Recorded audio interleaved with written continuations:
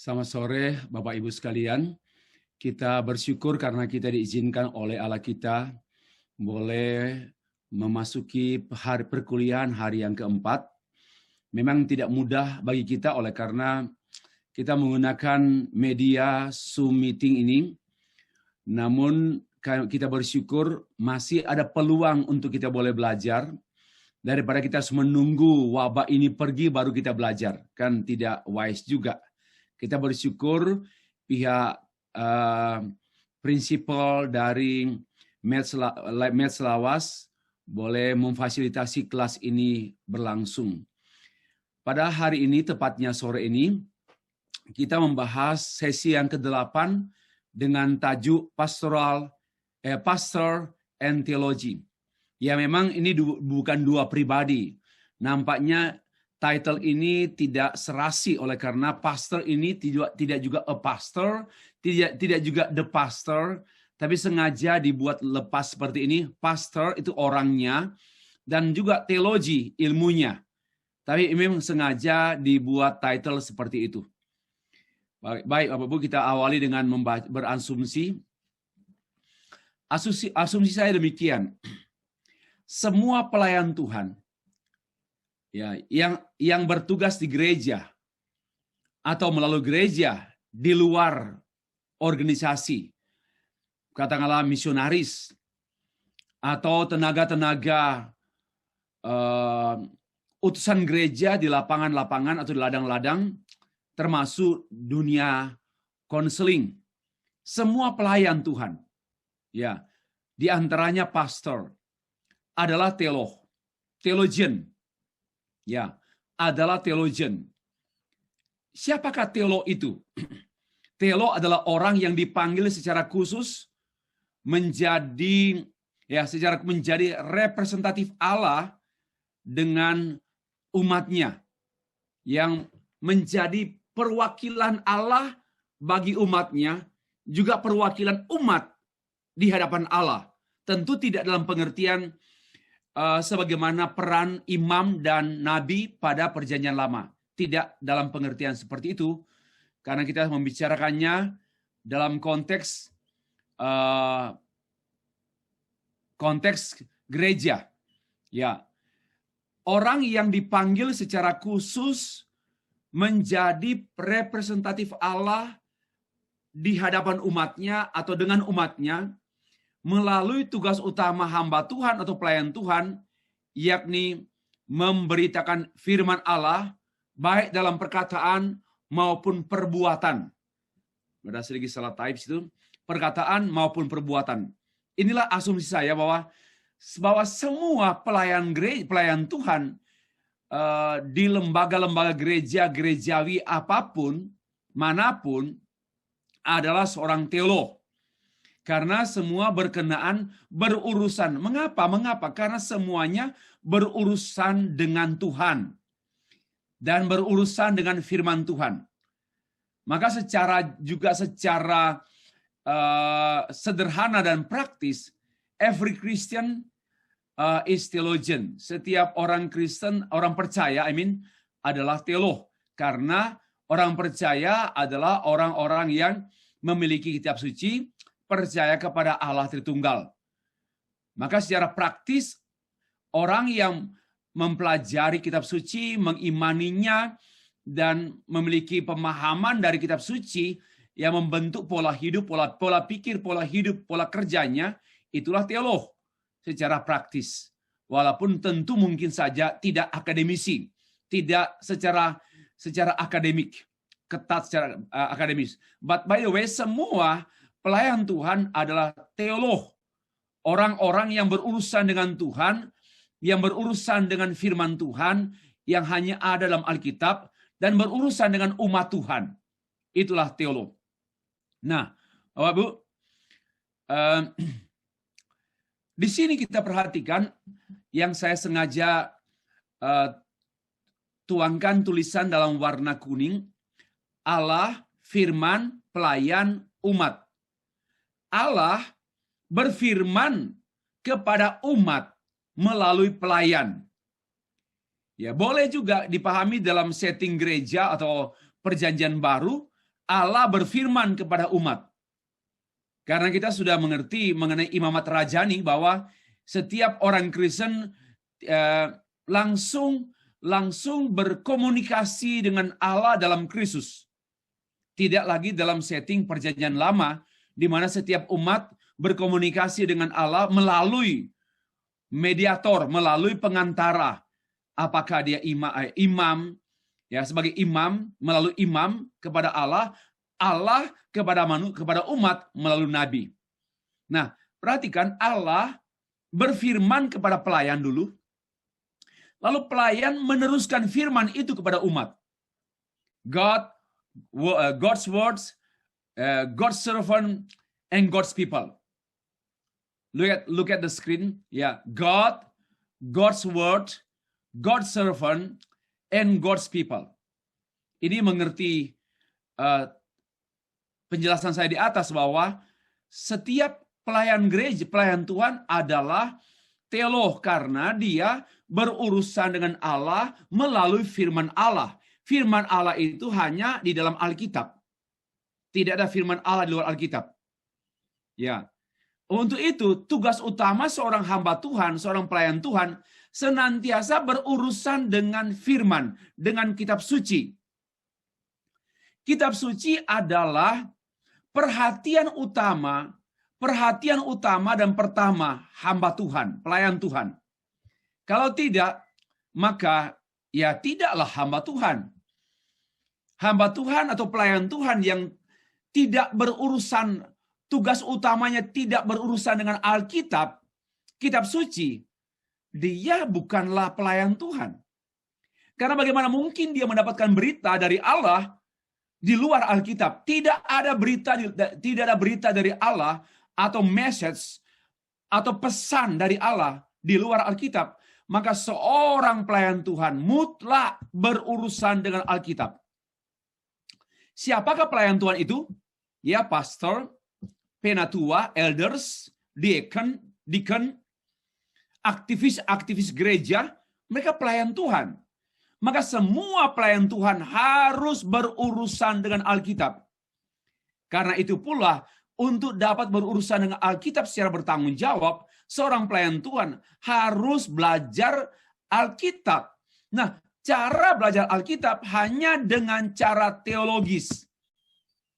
Tidak pernah kita bisa mempelajari Alkitab secara non-teologis, secara sosiologis, antropologis, psikologis, dan sebagainya. Tidak mungkin, impossible.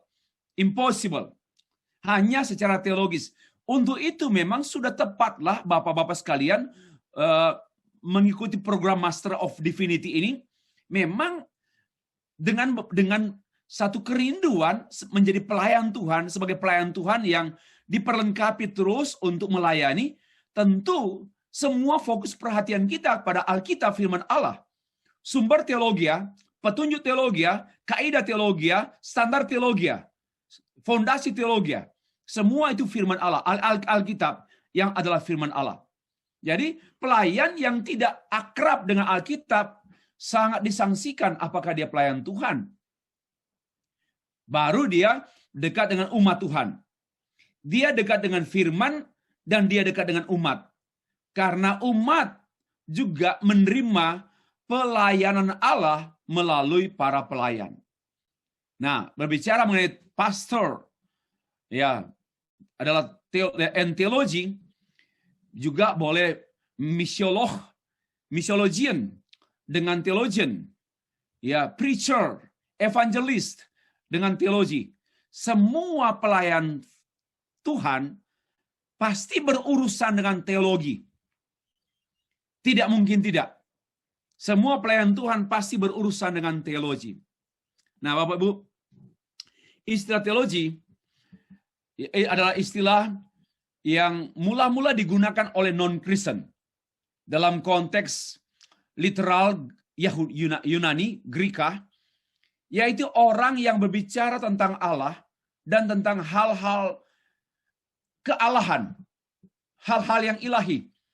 Ini dalam konteks Yunani, mitologi tentang Allah. Mitologi orang-orang yang berbicara tentang Allah atau berbicara hal-hal yang ilahi disebut theologian.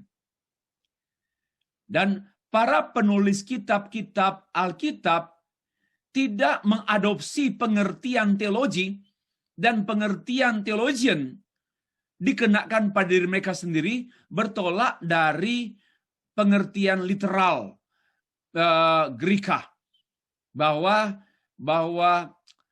teolog adalah orang yang berbicara tentang Allah dalam konteks Yunani atau tentang hal-hal ilahi. Tidak sama sekali berbeda, walaupun istilah yang sama, namun sudah diberikan makna baru. Setelah para penulis kitab-kitab Alkitab menulis kitab mereka masing-masing dalam inspirasi Roh Kudus tentunya, muncullah kajian-kajian teologi yang diperankan oleh Bapak Gereja ya pada permulaan abad pertengahan, dan kemudian teologi disusun untuk menjadi pegangan dan pengajaran gereja, dan selanjutnya menjadi istilah yang populer di gereja di dunia kekristenan, bahwa teologi and theologian itu menjadi istilah yang sangat familiar. Memang istilah ini tidak familiar di agama-agama lain, termasuk agama Islam. Mereka sebenarnya, karena istilah mereka kan istilah akarnya kan Arab, dan tidak ada istilah teologi. Teologi itu theos and logos dari kata Yunani, lalu diterjemahkan, ditransliterasi ke dalam bahasa Inggris theologian, theology and theologian. Atau dalam bahasa dulunya ditransliterasi ke dalam bahasa Latin, theologiae. Lalu diinggriskan menjadi teologi. Itu istilah-istilah. Nah, lalu kemudian istilah teologi memang menjadi sangat akrab dengan gereja, dengan kekristenan. Namun agama-agama lain hampir ya sangat sedikit lah, kalau kita membaca tulisan-tulisan mereka, sangat sedikit yang menggunakan istilah teologi. Karena mereka lebih banyak membahas tentang agama, ilmu agama.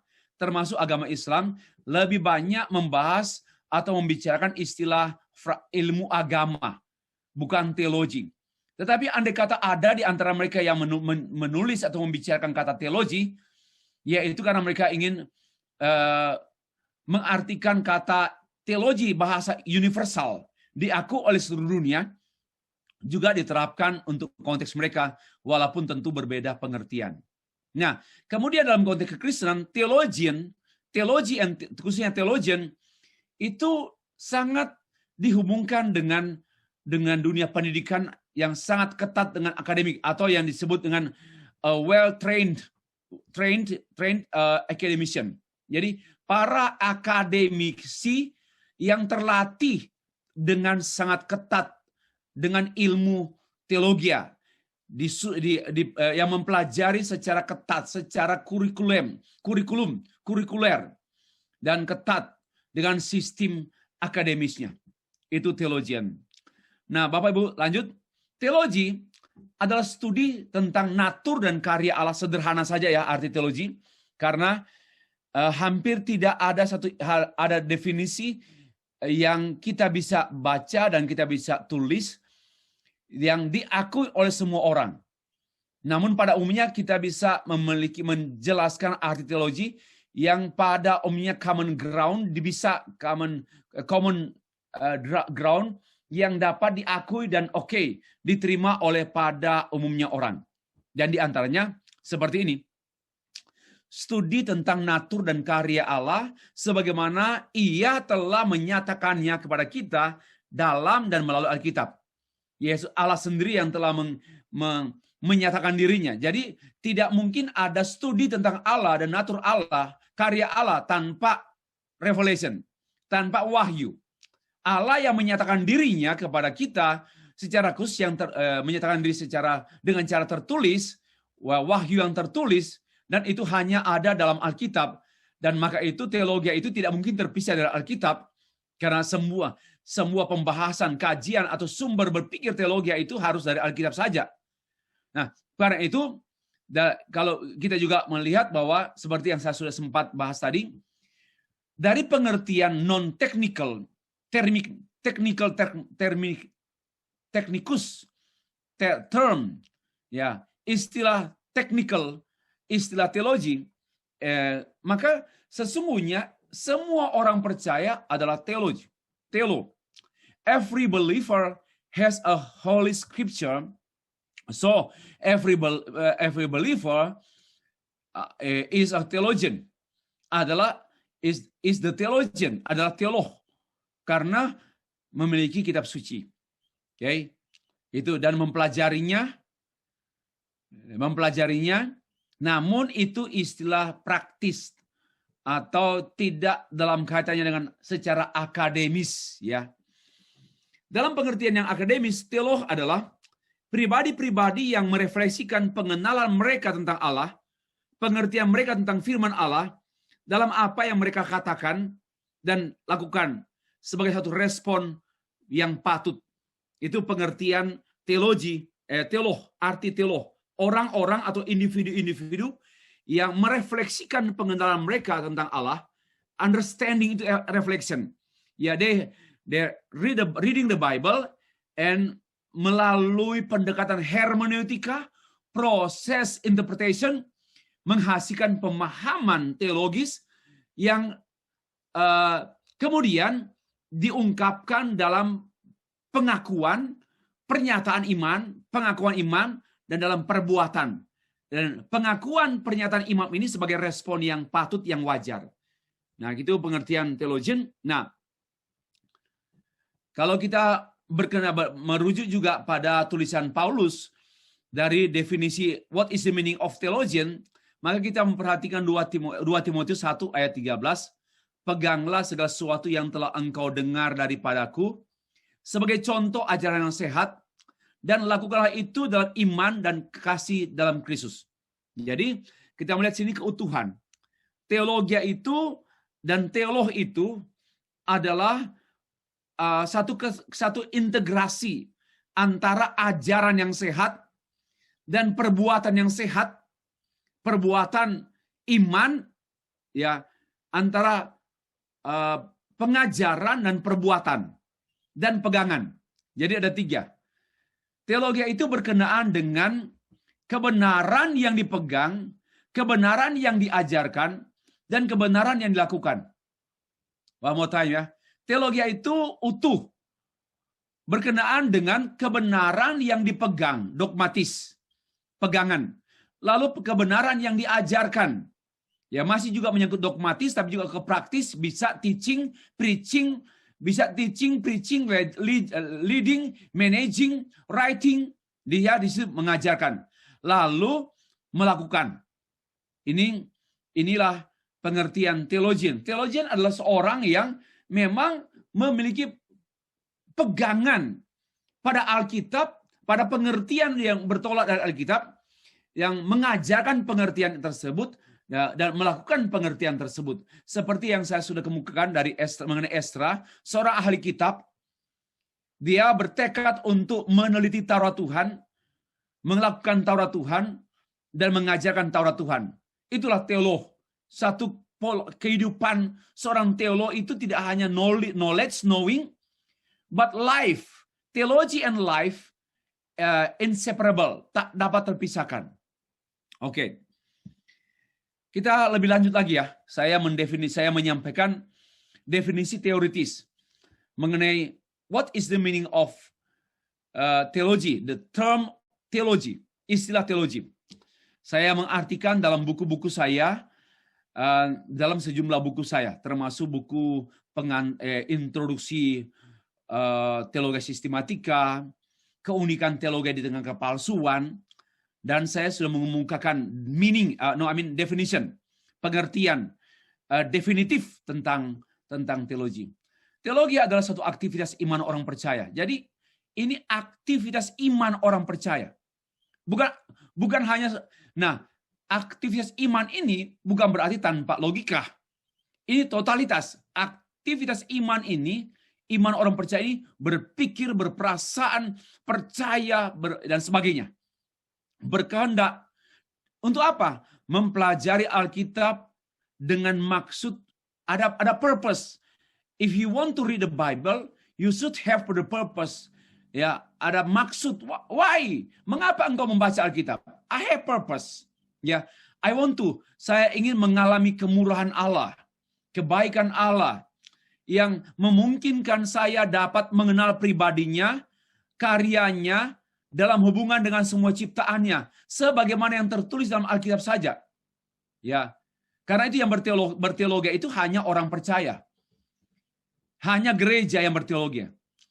Nah, khususnya manusia melihat hubungan Allah dan manusia dengan harapan terjadi perjumpaan dalam berteologi, terjadi perjumpaan, persekutuan dengan Allah. Ya, jadi orang berteologi itu sebenarnya orang beribadah. Pada waktu dia sedang membaca Alkitab, dia sedang beribadah karena terjadi perjumpaan dengan Allah.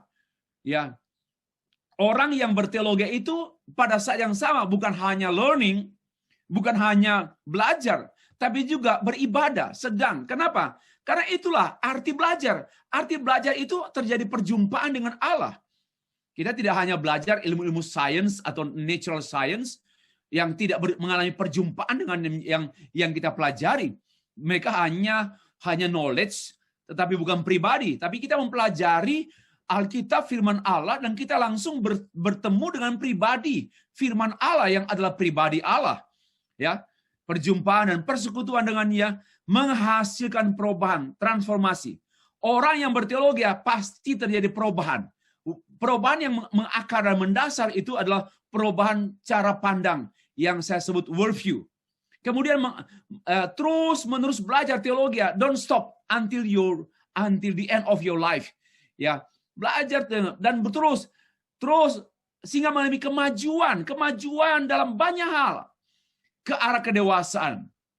Makin bertambah pengetahuan, makin tajam kepekaan rohaninya, makin mudah obey, mudah taat, dan makin bergantung kepada Allah, makin tidak bergantung kepada manusia. Itulah arti kedewasaan rohani. Sehingga dapat berespon secara bertanggung jawab terhadap panggilannya. Baru menjadi alat misinya dalam dunia. Sehingga terlaksanalah kehendak Tuhan bagi kemuliaan Tuhan. Itulah pengertian teologi yang saya rumuskan beberapa tahun silam, dan nampaknya ini sudah belum ada perubahan definisi yang saya tetapkan beberapa tahun silam ini. Ini pengertian teologi secara teoretik, ya. Lalu secara praktis ada juga. Secara praktis definisi teologi adalah dengan mempelajari Alkitab, orang berteologi, dan teologi yang dimaksudkan adalah pengalaman yang lengkap. Pengalaman yang seutuhnya. Apanya? Mengenal Allah, bersekutu dengan Allah, menjadi serupa dengan Allah, dan melakukan kehendak Allah. Itulah arti teologi. Teologi tidak hanya berhenti pada knowing God, ya, tapi juga meeting with Him, lalu becoming like Him, becoming like Him, menjadi serupa dengan Dia, dan kita menjadi orang yang doing God's will. Itulah kesatuan, ini semua namanya teologi dalam pengertian praktis karena lebih ke action, mengenal, bersekutu, menjadi serupa, melakukan. So that's why I call it pengertian teologi secara praktikal. Ya. Nah, keempat unsur ini adalah satu kesatuan yang sistematis, koheren, dan konsisten. Ya, antara knowing, meeting, and becoming like Him, and doing. Knowing, meeting, becoming, and doing. Konsisten, koheren. Orang yang mempelajari Alkitab adalah orang percaya yang mengenal, bersekutu dengan Allah. Nah, persekutuan ini membuahkan transformasi. Tadi sudah disebut definisi teoritis, sehingga terjadi perubahan, sehingga menjadi serupa dengan Allah, yaitu serupa dengan Kristus, dan demikian memiliki kerinduan dan kemampuan, not only kerinduan, tapi juga kemampuan untuk melakukan kehendak Allah. Orang yang tidak berteologi tidak memiliki kemampuan untuk melakukan kehendak Allah. Dalam pengertian seperti ini. Inilah pengertian praktis tentang teologi. Nah, next saya gali lagi dalam buku saya tuangkan dalam buku teologi reformasi abad 20, abad 21, definisi yang sangat esensial, pengertian esensial mengenai teologi. Teologi itu adalah suatu bahasa komunikasi manusia dengan Allah dan sesama. Saya bercakap-cakap dengan Allah dan Allah bercakap-cakap dengan saya melalui Alkitab, ya. Itulah teologi. Ini dialog. Dialog saya dengan Allah dalam bentuk doa, ya. Dan dialog Allah dengan saya dalam bentuk firman tertulisnya Alkitab, dan dialog saya dengan umat dalam bentuk pekabaran Injil, pemberitaan firman, itu semua menggunakan bahasa komunikasi teologis. So that's why teologi adalah bahasa komunikasi. Itu esensinya. Lalu yang kedua, teologi itu adalah keperluan yang sangat hakiki dari manusia. Essential needs. Ya, essential needs of human being.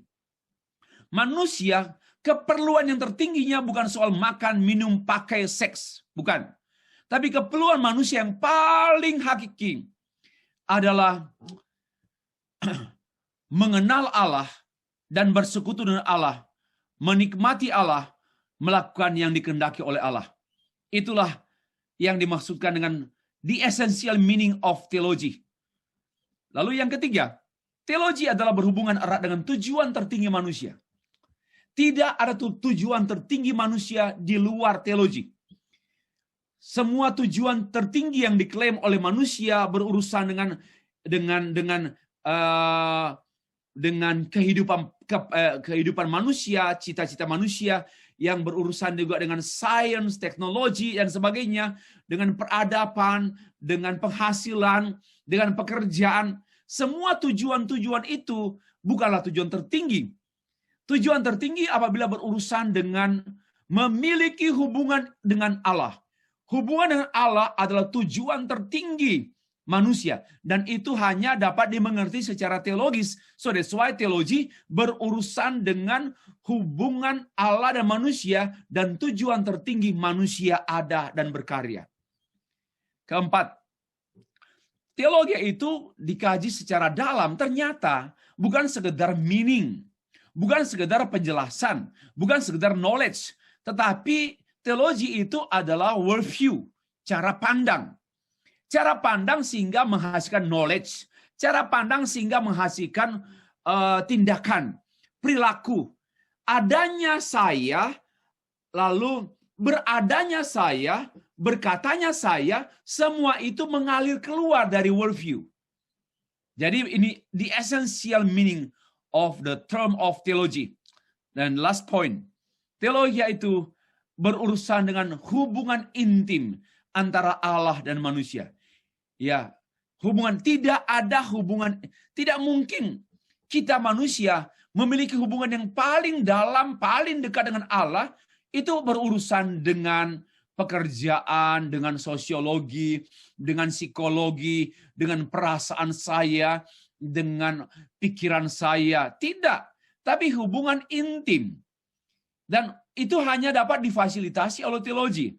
Teologi menyediakan satu hubungan yang intim antara Allah dan manusia melalui pengalaman mengenal Allah, bersekutu dengan Allah, dan menjadi serupa dengan Allah. Dan itu semua hanya dapat dimengerti dalam kaitannya dengan arti teologi secara esensial. Ya, demikianlah Bapak Ibu. Nah, dari pengertian-pengertian ini, definisi-definisi mengenai kata teologi, ya, lalu theologian, maka kita membahas selanjutnya theology and life, teologi dan kehidupan. Ya, dari teks firman Allah yang kita bahas tadi ya, maka teologi adalah is not only our standards of sound words, sound doctrine, sound teaching, but also righteously, ya, unto God, wisdom for living. Jadi teologi itu tidak hanya bicara mengenai standar ajaran yang sehat, standar kata-kata yang murni, tetapi sebenarnya teologi juga adalah suatu kehidupan benar di hadapan Allah. Kehidupan benar di hadapan Allah. Not only berpikir benar, tapi juga berkehidupan yang benar, berperilaku benar. Itu teologi. Ya, next lagi kita bahas teologi dari kitab suci. Scripture is absolutely clear. Ya, kitab suci mutlak jelas bahwa teologi is holistic. Holistic for all of life and not merely a religious category of knowledge. Teologi itu adalah bersifat menyeluruh. Ya, dari seluruh aspek kehidupan manusia itu pasti bersentuhan dengan teologi. Ya, teologi tidak semata-mata urusannya hanya dengan agama. Teologi tidak hanya berurusan dengan doa, berurusan dengan ibadah. Tapi teologi itu berurusan dengan semua aspek sampai pada hal-hal yang sedetil-detilnya. Entah makan, entah itu berkenaan dengan studi, pekerjaan, kita membersihkan rumah, itu urusan teologi juga. Kita mengganti pakaian dalam sehari sekali pun urusan teologi. Kita merawat wajah, merawat kulit, itu urusan dengan teologi juga. Hubungan seksual suami istri pun itu urusan dengan teologi.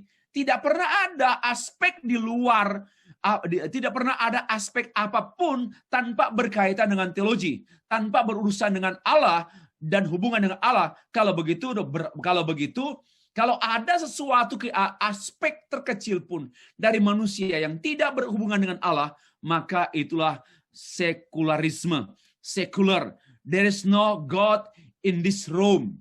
Ya, tidak ada Allah dalam ruangan ini. Untuk hal ini, untuk aspek ini, untuk bidang ini, tidak perlu berurusan dengan Allah. Tidak mungkin.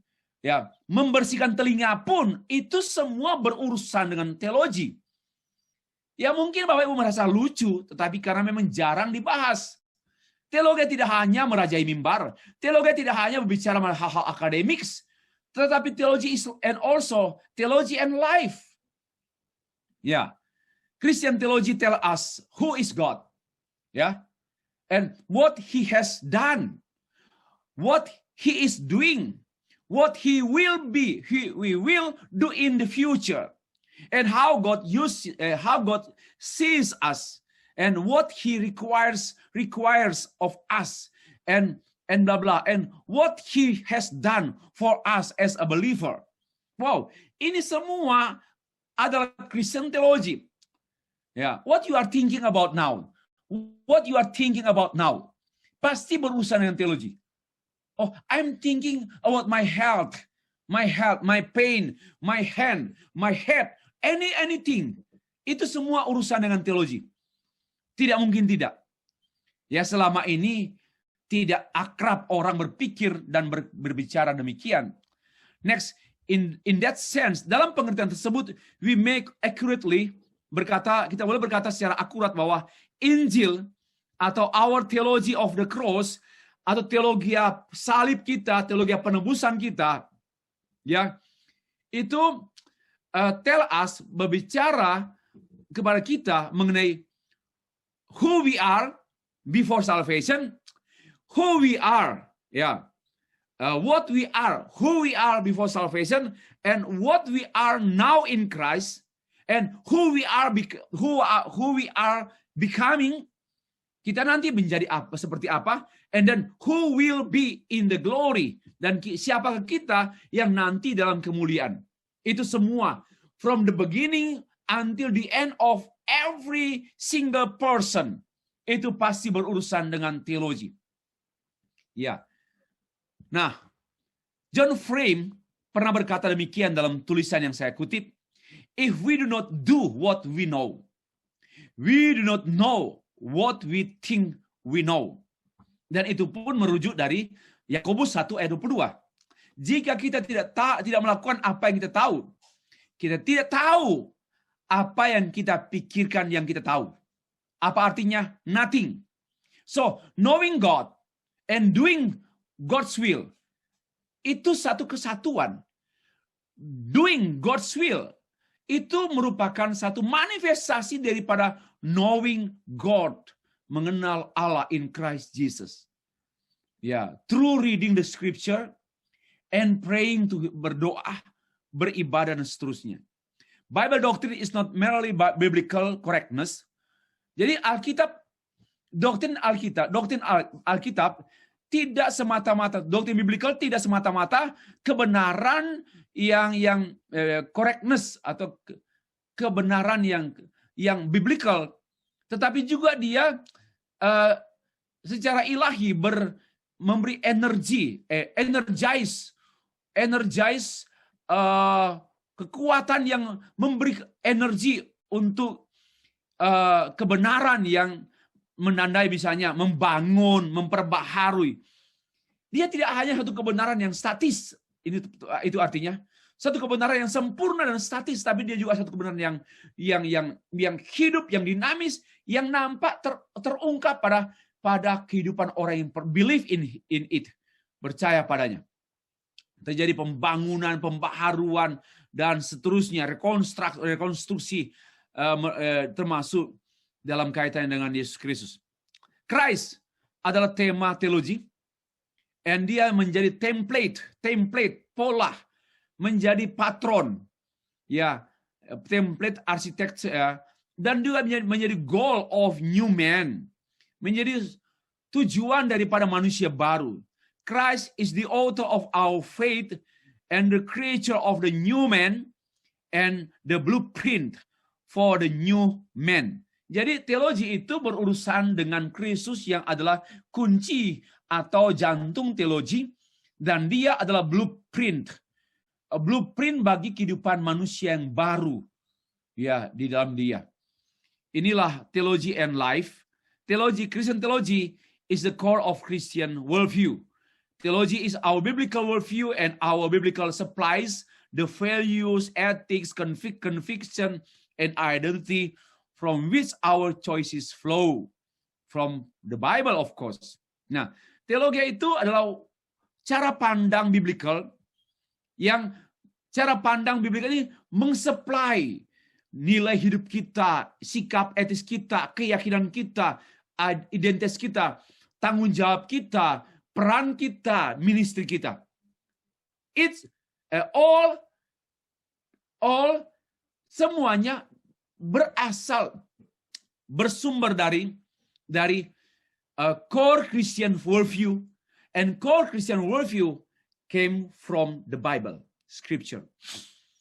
Theology is therefore never merely abstract. Karena itu teologi bukanlah semata-mata suatu yang sifatnya abstrak, teoritis, hanya proporsional, bukan. Teologi pasti berurusan ditranslasikan dengan behavior, dengan perilaku. Ya, God's great plan for the believer is transformation into the image of God in Christ by means of God's truth. Jadi semuanya transformasi. Allah mengubah dunia, Allah mengubah orang berdosa, Allah mengubah terus orang percaya untuk menjadi serupa dengan yang Dia kehendaki. Dan karena itu teologi tidak hanya satu pengertian, bukan hanya satu understanding, tapi juga satu kehidupan yang konkret, yang diubahkan dan yang terus-menerus berubah. Nah, topik yang kedua, teologi tidak hanya bicara mengenai theology and life, but also theology and revelation and redemption.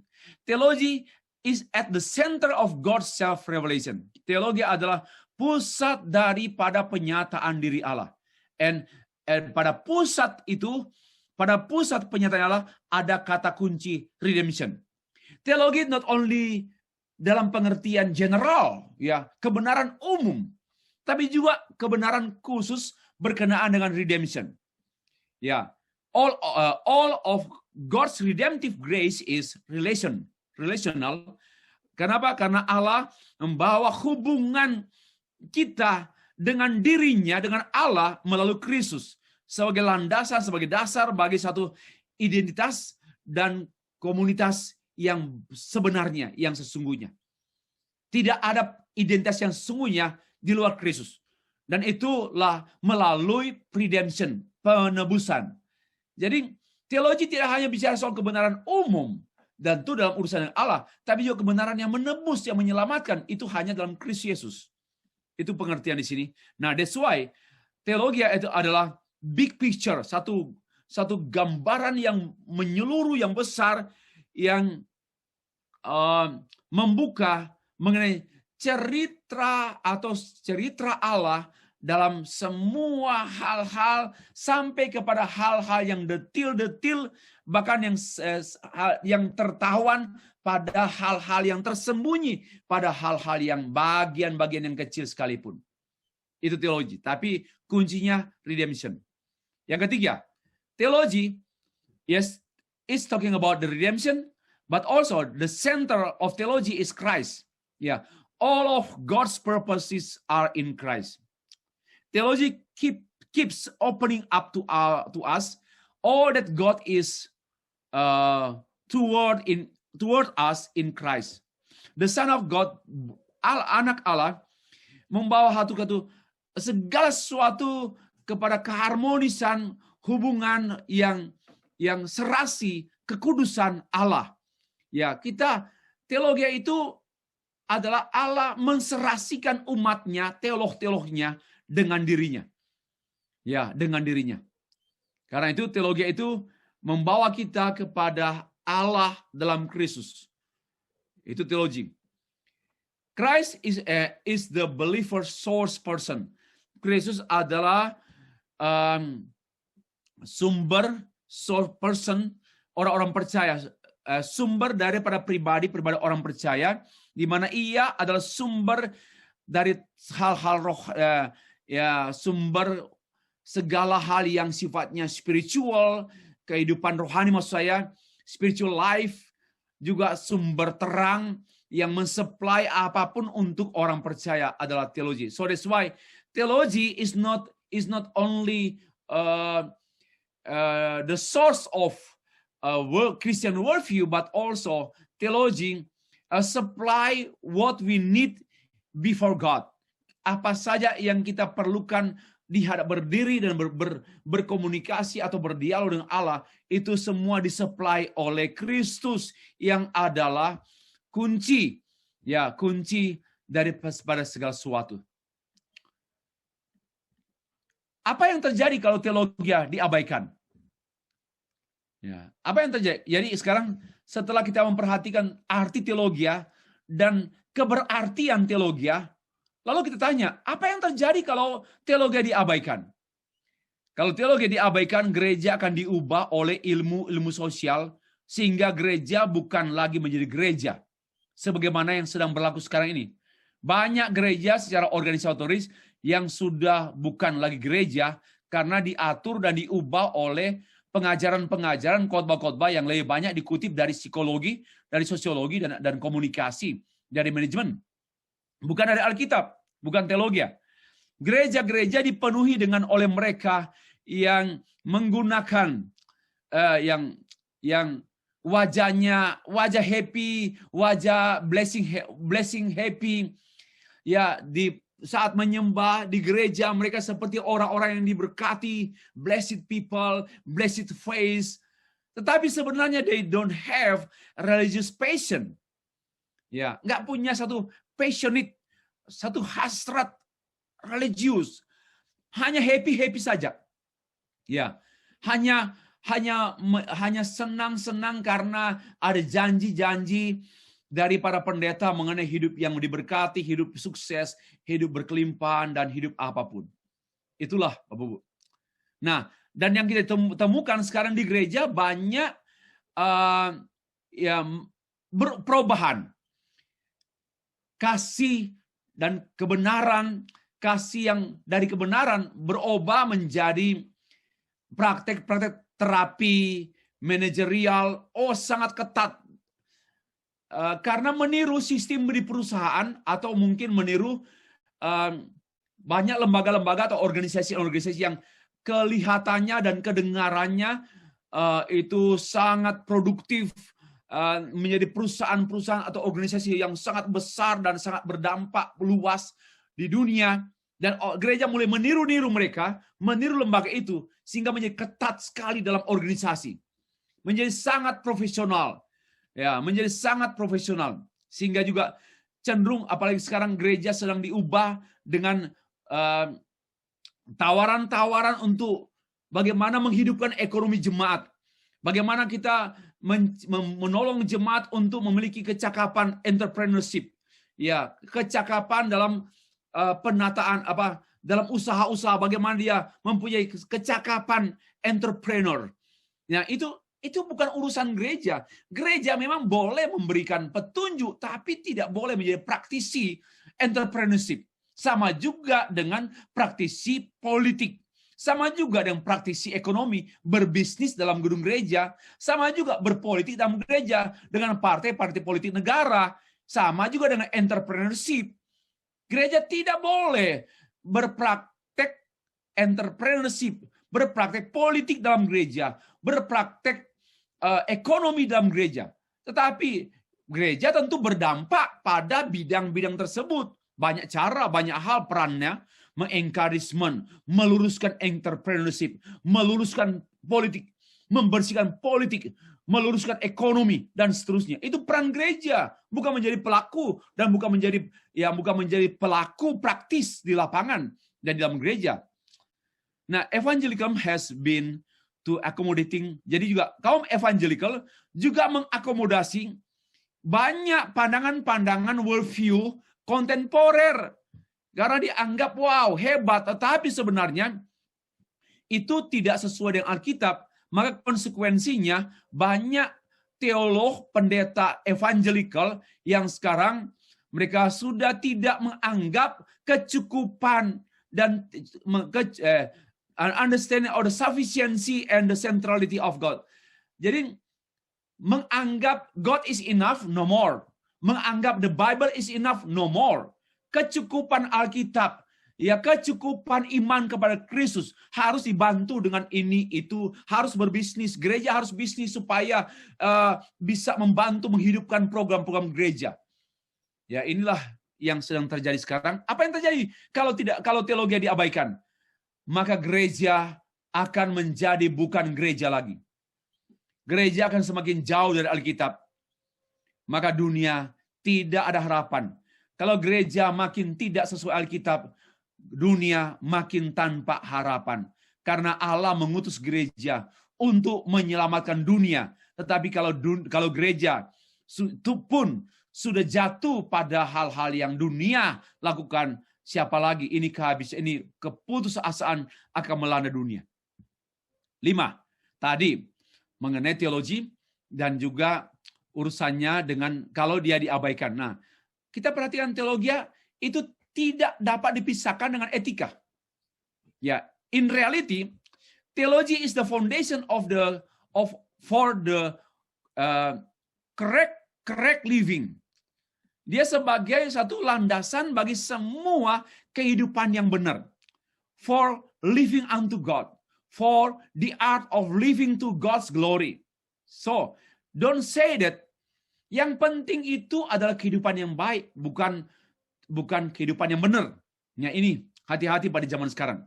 Yang paling penting bukan doktrin yang benar, tapi kehidupan yang baik. Untuk apa orang berbicara tentang doktrin yang benar, doktrin yang ketat, doktrin reform yang ketat. Tapi yang paling penting, Pak, yaitu kehidupan yang baik. Ini ajaran setan-setan. Ya, tidak ada penjelasan seperti itu dalam Alkitab karena kehidupan yang baik hanya keluar dari pengertian yang baik, dari ajaran yang baik. Kehidupan yang baik dihasilkan oleh teologi yang baik. Tidak pernah ada kehidupan yang baik tanpa dari ajaran yang sesat. Ya, tidak pernah ada perbuatan yang kotor ya dari teologi yang kudus, dari pemikiran yang benar. Pastilah pikiran yang kotor dari perbuatan yang kotor dari pikiran yang kotor. Karena itu tidak mungkin ada satu pemikiran yang suci keluar dari tidak mungkin ada satu praktek yang najis, praktek kotor, entah corruption corruption, penipuan, kebohongan dan sebagainya berasal dari doktrin yang baik, yang kotor juga. Pasti ya. Tidak mungkin dari doktrin yang sehat. Ya, itu penjelasan penting. Theology is the foundation for all correct living. Ya. The study of theology ought to be, harusnya menjadi spiritual exercise. Dan etika dan doktrin sama seperti itu kembar yang tak dapat dipisahkan. Ya, ethics is theology in action. Ya, listen to me. Ethics is theology in action. So, without theology, we cannot do. No action. Ya, without theology, no action. And if you have action, itu pasti tidak serasi dengan teologi, maka semuanya bertentangan dengan Allah. Because theology came from the Bible. Bible is God's words, firman God's words, firman Allah. Maka teologi itu talking about God's word, firman Allah. Dan itu menjadi landasan untuk etika. Ya. Bapak Ibu, tanpa teologi, to nurture our faith in God's character as a source of morality, the prophet, dan seterusnya. Jadi, tanpa teologi ya, untuk memelihara, mengasuh iman kita di dalam sifat-sifat Allah sebagai sumber moral, ya, dan juga khususnya orang-orang Kristen yang ini terganggu saya dengan orang-orang Kristen yang menjadi ya berkenaan dengan moralitas orang percaya, itu pun tidak mungkin lepas dari pada karakter Allah, dan karakter Allah itu adalah salah satu pokok pembahasan teologi. Ya, so no theology, no ethics. No theology, no ethics. Ini penting sekali ya. Jadi jangan berpikir bahwa yang penting hubungan yang baik dengan sesama. Bukan soal teologi kebaikan. Bagaimana orang mau berbuat baik tanpa teologi kebaikan? 6. Teologi teologi dan di dalamnya pastor helps us to know God and ourselves. Theologian juga, ini seharusnya theologian atau pastor menolong kita untuk mengenal Allah dan mengenal diri kita sendiri. Teologi yang memberikan kepada kita satu pengertian yang komprehensif tentang Allah yang transenden. Dan manusia tanpa Allah yang transenden,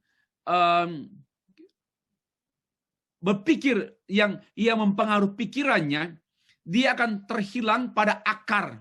Ya, tidak mengakar, dangkal sekali.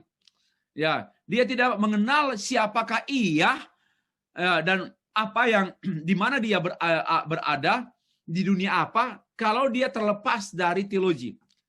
Karena itu teologi itu very very important. Nah, psikologi atau terapi berkata, katakanlah pada saya, tell me about self, ya, about self. Sedangkan teologi berkata, tell me about God and man and universe. Nah, sekarang banyak orang lebih memuja-muja, lebih suka mengenai ilmu-ilmu teologi. Karena ilmu-ilmu psikologi dan psikoterapi, ya, psikiatri, psikologi. Karena berbicara, tell me about myself, tell me about yourself, tell me about selfish, self-center. Itulah teologi psikologi. Dan itulah yang sedang mengganti pemberitaan gereja masa kini, yaitu tell me about myself. Tell me about myself. Di gereja orang suka dengar khotbah tell me about me. Tell me about my human being. Tell me about myself. Tell me about my self-image. Tell me about my competence, dan semua self-competence, self-image itself. Nah, sudah mengubah mimbar dengan tell me about God and man. Jadi itu yang sedang meracuni gereja-gereja pada masa kini, yaitu aplikasi dan pemberitaan ilmu-ilmu sosial di dalam gereja menukar dan mengganti serta membuang teologi dari mimbar-mimbar gereja. Ya, padahal theologian and theology helps member, helps congregation, to know God and to know ourselves. Jangan ourselves first and then insya Allah we know God. Impossible. We could not know myself without theology. Through theology, we have ability and eyes is to see, to know who we are. Ya, siapa kita? Bapak, tidak mungkin ilmu sosial di antara psikologi mempelajari perilaku manusia dari manusia. Tidak mungkin, itu ilmu yang tertutup. Harusnya mempelajari manusia dari pencipta manusia. Ini kesalahan yang dibiarkan oleh banyak pengajar Kristen juga, yang menghadirkan lebih banyak mengakomodasi ajaran-ajaran psikologi di sekolah-sekolah Kristen, SD, SMP, SMA, bahkan Christian University. Tidak terkecuali ada juga para dosen teologi yang mengakomodasi pemikiran-pemikiran psikologi, menukar teologi karena memang menarik. Tell me about myself. Ya, tell me about myself. Dan bicara talking about myself, we are very interested in. Ya, kita sangat tertarik dengan itu. Karena tell me about, dan itulah cara iblis yang menukar myself and my God. Nah, perlu mengembalikan teologi sebagai jantung dunia ini, teologi sebagai jantung gereja, dan teologi sebagai jantung setiap orang percaya. Nah, peran teologis seorang pastor. Dari uraian tadi pengertian, kemudian pengertian umum, pengertian teoritis, pengertian praktis tentang teologi. Kemudian kita sekarang memperhatikan theology and life, theology and redemptive, theology and Christ the center of theology, the heart of theology and juga berkenaan dengan Christian life. Nah, sekarang kita bahas tentang peran teologis seorang pastor. Bahwa seorang pendeta, seorang pelayan Tuhan harus memperhatikan. Satu, pastoral is integrative theology. Ya, pastoral is integrative theology. Tidak ada pastoral tanpa teologi. Dan tidak ada pastoral yang hanya pure teologi, hanya basic teologi, tapi juga apply teologi yang dimengerti dengan integratif teologi dalam satu rumpun. Tapi juga modern that, bahwa teologi bisa juga integratif dengan ilmu-ilmu lain, dengan non-teologi, dengan science. So, dan itu diperlukan untuk memperkaya pemikiran dan pelayanan pastoral. Bukan menentukan ya. Science tidak menentukan. Yang menentukan pelayanan pastoral adalah firman Allah, teologi dari yang dirumuskan menjadi teologi.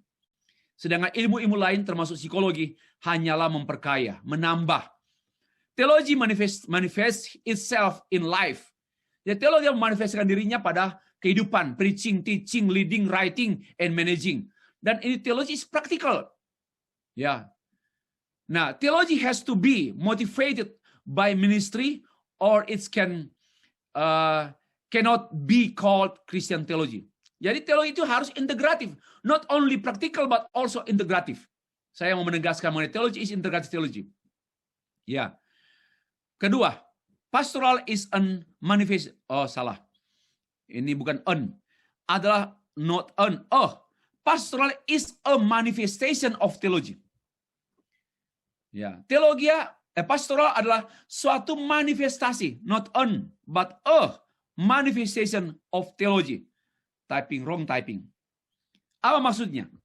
Teologi terungkap pada kehidupan, pada kerja, pada pelayanan. Bukan hanya tertinggal pada kekayaan eksklusif pastor dalam pemikiran dan tulisannya saya yang tersimpan di his library or her library. Paulus mengungkapkan pastoral is a manifestation of theology seperti yang terungkap dalam Efesus pasal 3 ayat 18 dan 19. Aku berdoa supaya kamu dapat memahami betapa lebarnya dan panjangnya dan tingginya dan dalamnya kasih Kristus. Dan dapat mengenal kasih itu sekalipun ia melampaui segala pengetahuan. Kata mengenal kasih itu, mengalami kasih itu. Ini manifestasi kasih itu sampai pada karena itu hubungan kita yang dalam dengan Allah yang sesungguhnya yang diungkapkan dengan lebarnya, panjangnya, tingginya, dalamnya itu mengungkapkan mengenai hubungan itu teologi. Itu teologi. Memahami Allah in Christ. Dalamnya, lebarnya, tingginya, luasnya. Dapat dikaitkan dengan mengenal kasih itu. Ya, yang melampaui segala pengetahuan apapun. Itu mengenal kasih itu adalah satu pastoral. Pastoral itu adalah mengenal kasih. Pastoral itu mengalami kasih. Ya, pendeta berbicara, berkhotbah, memberi nasihat, dorongan, sehingga orang yang mendengar itu, yang menerima itu mengalami kasih Allah. Dan itulah pastoral. Ya, teologi memfasilitasi satu pengalaman yang dalam dari pengertian yang sesungguhnya mengenai teologi. 3. Pastoral as a manifestation of harmony between teaching and behavior. Pastoral adalah satu manifestasi. Ini baru benar. As a manifestation of harmony between teaching and behavior. Ya, teologi adalah holistik. Doctrine, life, words and deeds, mind and attitude, ideas and action, and blah blah blah. Teologi is holistic. Ya. And then Paulus memberi peringatan. Awasilah dirimu, awasilah ajaranmu. Your teaching and your behavior. Ya. Watch up your teaching and your behavior. Ini apa artinya? Tidak bisa dipisahkan antara teaching and behavior. And behavior ini dihasilkan oleh teaching. So that's why pastoral as a manifestation of harmony between teaching and behavior. Ajaran sesat yang digambarkan oleh Paulus dalam 1 Timotius pasal 1 ayat 1-3 adalah asketisme, yaitu asketisme itu hidup berpantangan. Berpantangan, tidak boleh kawin, tidak boleh makan makanan tertentu. Ini ajaran sesat yang mengawali Paulus memberikan satu penekanan, awasilah dirimu dan awasilah ajaranmu. Itu artinya ajaran sesat pasti diikuti dengan cara hidup sesat. False teaching and false living. Kenapa? Dalam ayat 1-3, Paulus memukakan tentang asketisme, pandangannya, yang kemudian terungkap pada prakteknya, pada behaviornya, ya, behaviornya. Itu mengungkapkan bahwa teologi, ya, produce behavior, atau good theology produce good life. Good teaching produce good behavior. Sama juga false teaching, ya, menghasilkan false living. Itu yang dimasukkan dengan poin ketiga ini. Pastoral berperan mengharmoniskan teologi and life, doktrin and etika, ya, mengharmoniskan dan sebagainya. Itu tambahan. Keempat, pastoral is an apologetic atau accountability. Pastoral juga adalah pertanggungjawaban. That's the meaning of apologetics. Ya. Teologi bukan hanya pengajaran jemaat, melainkan juga pegangan jemaat menghadapi ajaran-ajaran dari luar gereja, dari agama-agama lain, dari filsafat-filsafat yang tidak bersesuaian dengan filsafat Kristen. Karena itu teologi mendemonstrasikan kebenaran yang dapat dipertanggungjawabkan. Apanya? Mari kita perhatikan. Dalam 1 Petrus pasal 3 ayat 15-17, Petrus menulis kepada orang Kristen yang ada di perantauan demikian. Tetapi kuduskanlah Kristus dalam hatimu sebagai Tuhan dan siap sedialah pada segala waktu untuk memberikan pertanggungan jawab kepada tiap-tiap orang yang meminta pertanggungan jawab dari kamu tentang pengharapan yang ada padamu dan seterusnya. Jadi, pastoral adalah satu pertanggungjawaban iman, pengharapan dan kasih. Because anybody around us, they are asking, ya, melalui pertanyaan verbal, maupun melalui pertanyaan mata. They are asking about our faith, they are asking about our hope and our love, our understanding, and blah blah blah. Nah, dan we should answer. And our answer and reason, that's the meaning of apologetic. So pastoral adalah satu apologetik, yaitu menjawab orang bertanya. Dan jawabannya berkenaan dengan hal-hal yang esensial, yaitu iman, pengharapan, kasih. Lanjut lagi. Dalam Titus verse 1 and chapter 1 verse 9, dan berpegang pada perkataan yang benar yang sesuai dengan ajaran yang sehat.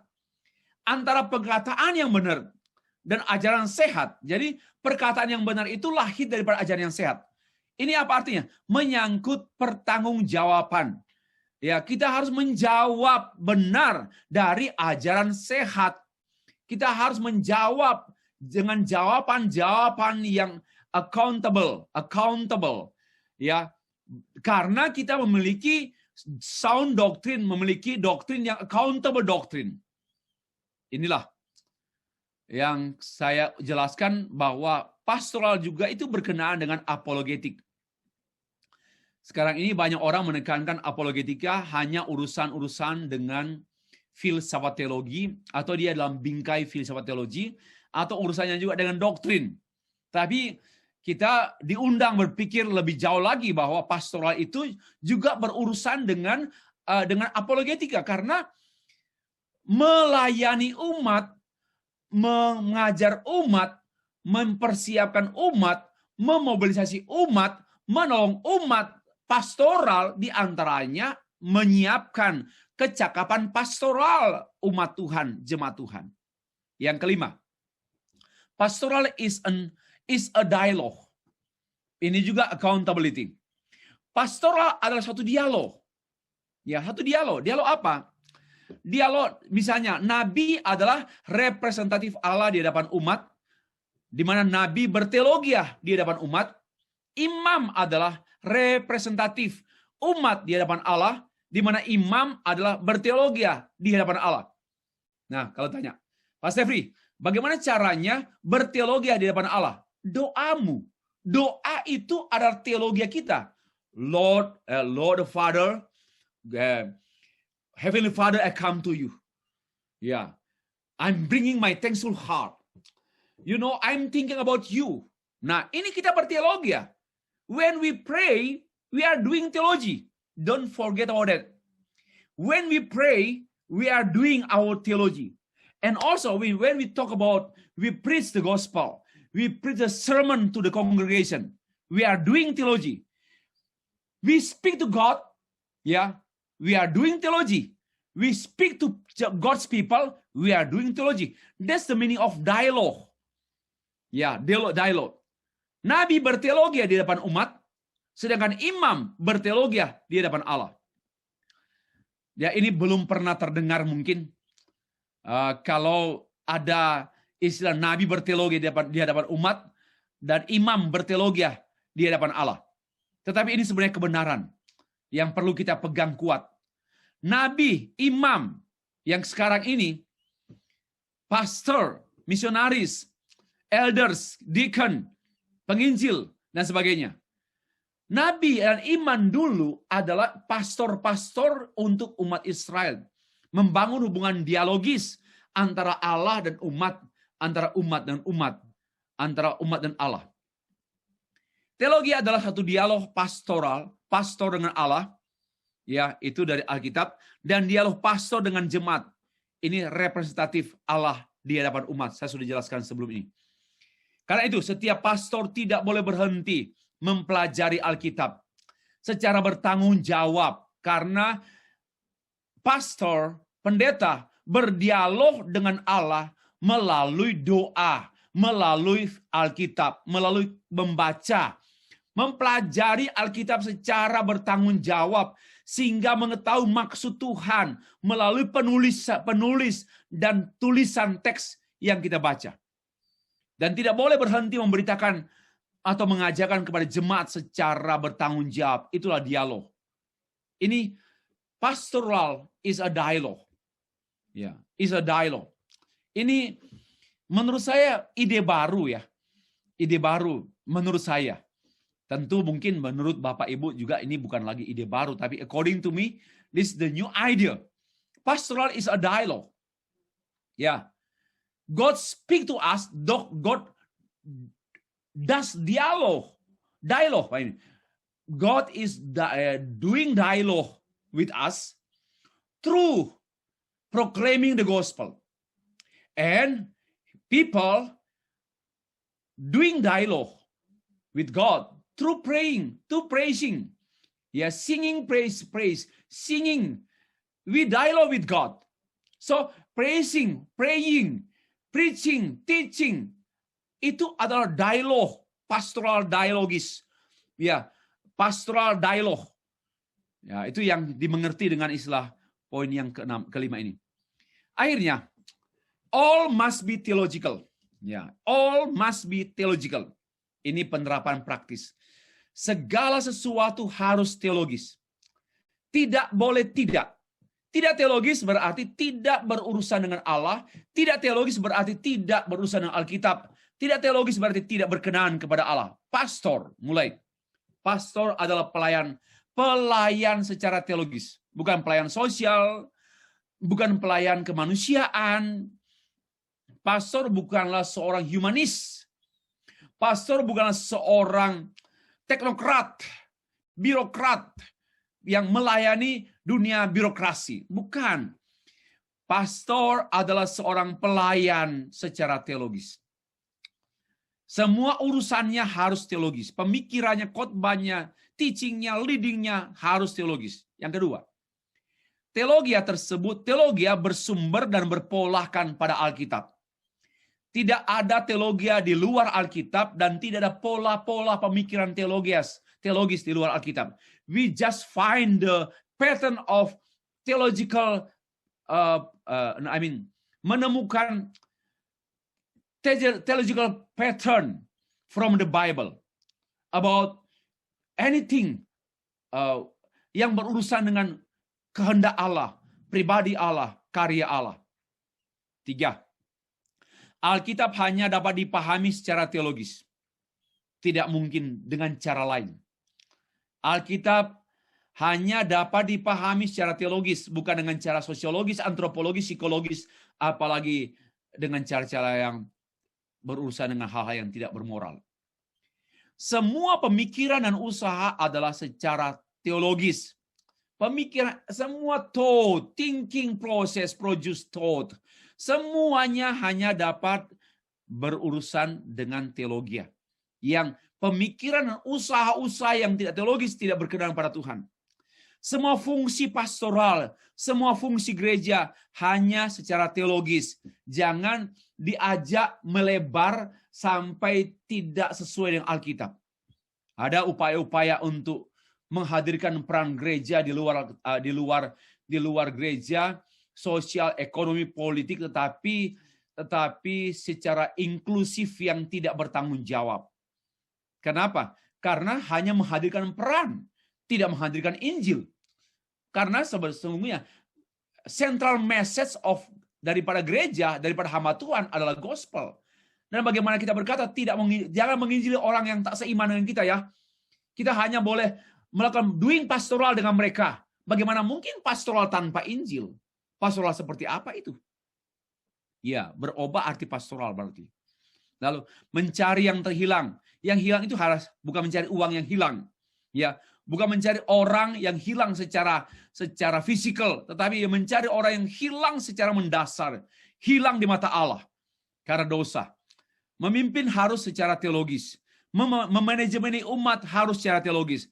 Menghibur orang percaya pun harus secara teologis. Jangan hiburan-hiburan konyol, hiburan-hiburan psikis, hiburan sosiologis, tetapi harus hiburan teologis di atas semua hiburan yang lain. Ya, menyembuhkan yang sakit secara teologis. Kalau menyembuhkan orang sakit secara fisikal, secara psikis, itu ada orang yang punya tugas. Kita yang paling utama, kita harus menyembuhkan orang yang sakit secara teologis. Sakit karena dosa, sakit karena melawan Tuhan, dan sakit karena dimurkai Tuhan, dan sakit karena tanpa keselamatan. Nah, tentu juga ada urusannya dengan fisik, tetapi tidak merendahkan hanya sejauh fisik, itu urusan medis. Ya, menopang umat secara teologis. Kita mensustain, mendorong, mengingatkan, membantu orang harus secara teologis. Dan teologi dan semuanya harus secara teologis. Tetapi tentu juga teologi yang saya perbincangkan, yang saya percakapkan ini adalah teologi yang diperkaya, bersahabat dengan semua sciences dan filosofis. Ya, tetapi science and philosophy sebagai ansilah, sebagai pembantu teologi, bukan sebagai aktor utama dalam gereja, hanya pembantu. Kesimpulan, the role of understanding of the Christian message, teaching, proclaiming it, and developing of the apostle, pastors, teachers in the church. The doing theology was at the service of the church with its ministry of reconciliation dan pelayanan pemulihan. Jadi peran daripada pengertian berita Kristen, message pesan Kristen, ya, apakah pengajaran, proklamasi, pengembangan arti dan pengertian signifikansi pengertian tersebut, pengembangan pemahaman kita, doktrin kita dikembangkan dalam pengertian understanding, ya, bukan kebenaran. Kebenaran tidak perlu dikembangkan. Sudah benar ya benar. Tapi penjelasannya perlu dikembangkan. Pemahamannya perlu dikembangkan. Dan itu semua berkenaan dengan tugas-tugas rasul-rasul, pastor-pastor, pengajar-pengajar dalam doing teologi, dalam berteologi, sebagai satu pelayanan service of the church dalam rangka apa? Tujuan dari pemulihan. Jadi ada ministry pemulihan, pelayanan demi pemulihan. Itu harus bersifat holistik. Tidak ada dengan cara sekedar program pastoral atau pemulihan. Ini continue terus menerus. So, teologi, life, ministry, pastoral, education, evangelism, discipleship, dan sebagainya. They are inseparable. They is one. And they are holistic. So, jangan kita mengkotak-kotakan. Ini saya memberikan satu warning. Jangan mengkotak-kotakan pastoral, kotak sendiri. Lalu penginjilan, kotak sendiri. Pemuridan, kotak sendiri. Counseling, kotak sendiri. Education, kotak sendiri. Ini satu kekeliruan. Karena pengkotak berarti pelayanan kita tidak sepenuhnya. Tidak sepenuhnya. Karena kita memilah-milah, membagi-bagi pelayanan. Kebenaran itu satu utuh. Maka pelayanan pun harusnya satu dan utuh. Maka semua bentuk-bentuk pelayanan seperti pastoral, education, evangelism, leadership, managing and discipleship, semua itu adalah satu kesatuan holistik, one and whole,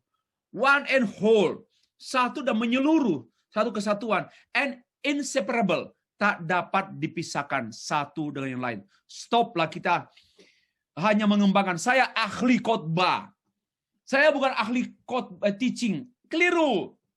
Saya ini ahli menafsir, tapi nggak ahli khotbah, Pak. Tidak bisa lagi itu. Saya ini hobinya pendidikan, Pak. Kalau konseling, enggak. Itu keliru. Saya suka di train, saya studi di Filipina, juga sampai ambil doktor di bidang leadership, Pak. Peacemaking leadership, Pak. Yang lain tidak. Tidak bisa. Itu parsial-parsial. Sudahlah saatnya kita bertobat, kembali kepada satu pelayanan yang utuh. Ya. Dan mata kuliah ini memfasilitasi kita untuk bertobat dan melihat pelayanan itu satu pelayanan yang satu dan utuh, holistik. Tidak lagi terkotak-kotakan. Ya, seperti selama ini ahli konseling enggak mau khotbah. Ahli mengajar enggak mau konseling. Karena bukan bidangnya. Ini sudah keliru. Nah, boleh saja kita membentuk tim yang saling mengisi dan memperkaya satu dengan yang lain. Ya, terpujilah Tuhan. Terima kasih, demikianlah presentasi saya mengenai topik yang ke-8 ini. Saya kembalikan ke